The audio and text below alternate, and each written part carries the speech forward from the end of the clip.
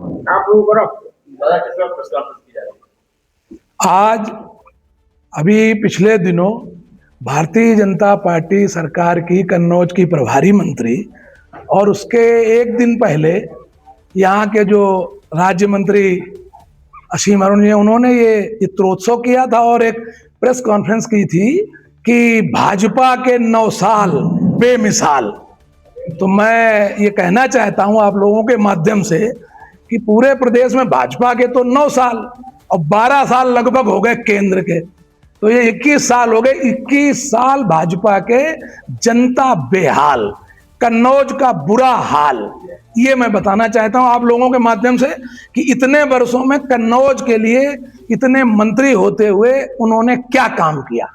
अगर वो एक भी कार्य बता दें जो सपा सरकार के अलावा उन्होंने किया हो, जब माननीय अखिलेश यादव जी मुख्यमंत्री थे, ये जो झूठ का ढिंढोरा पीट रहे हैं और जनता को गुमराह कर रहे हैं, हम तो ये कहेंगे कि भाजपा के 9 साल, किसानों का, आलू किसानों का बुरा हाल, किसान हो गया कंगाल, कोई पूछ नहीं रहा आलू का, कोई कहां बिक रहा, कहां जा रहा, कोल लोग जुतवा रहे ट्रैक्टरों से।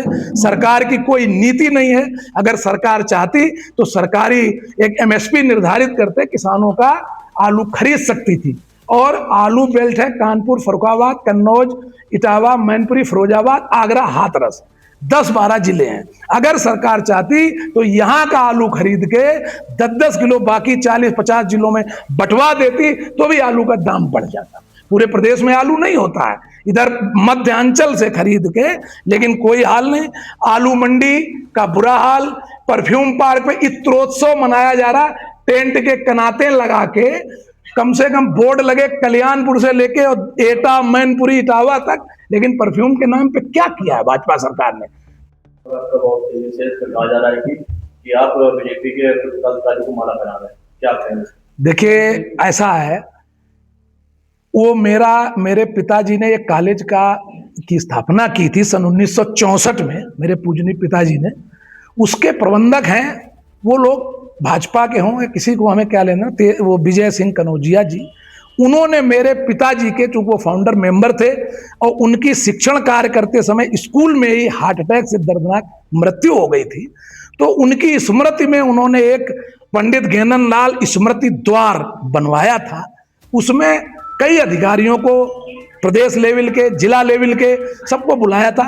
अब चूंकि पिता से बड़ा तो कोई होता नहीं है, मेरे पिता के उसमें मुझे आमंत्रित किया था। मैं जब वहां नीचे बैठा था, ये मेरा समाजवादी गमछा था, मैंने जाते वहां, उन्होंने जब मुझे उद्बोधन के लिए बुलाया तो ये कह दिया कि मान्य भैया जी आए, और पटुका, चूंकि श्रीमद् भागवत का प्रोग्राम था, उसका बोर्ड भी लगा हुआ है, कि एकदम उस संचालक ने कह दिया कि पटुका पहनाकर आए हुए अतिथियों का सम्मान करें।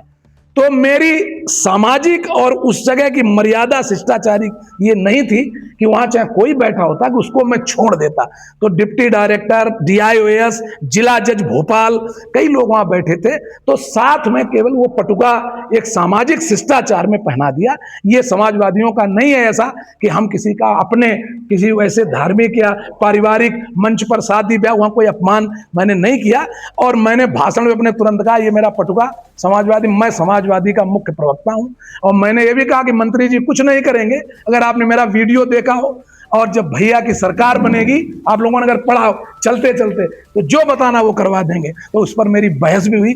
ऐसा कुछ नहीं है। समाज में मरने पर, सुख के कार्य में, दुख के कार्य में हर दल के लोग इकट्ठे होते हैं। ये कुछ लोगों की थोथी, छोटी ओछी सोच है, सभी लोग रहेंगे। वहां दल और पार्टी का न कोई कार्यक्रम था, न कोई मतलब था। तो वहां हर तरह के लोग आए थे। और चूंकि स्कूल एक समाज की प्रॉपर्टी है, सरकारी स्कूल है, मान्यता प्राप्त स्कूल था, वो कोई किसी की निजी प्रॉपर्टी नहीं थी। और मेरे पिता के स्मारक का द्वार था, इसलिए मेरा जाना लाजमी था। चाहे आप ही लोग बताएं कि मुझे जाना चाहिए था कि मुझे नहीं जाना चाहिए। मंच पे मेरा कोई मतलब नहीं था, उन्होंने बुला दिया तो मैं वहां चला गया। बाकी मैं 30 साल से समाजवादी हूं और मरते दम तक आखिरी समाजवादी रहूंगा। वहां कोई राजनीतिक चर्चा पर चर्चा नहीं थी, चाहे जो कोई वीडियो वायरल करे, चाहे वो कुछ करे, उससे कोई बात नहीं है।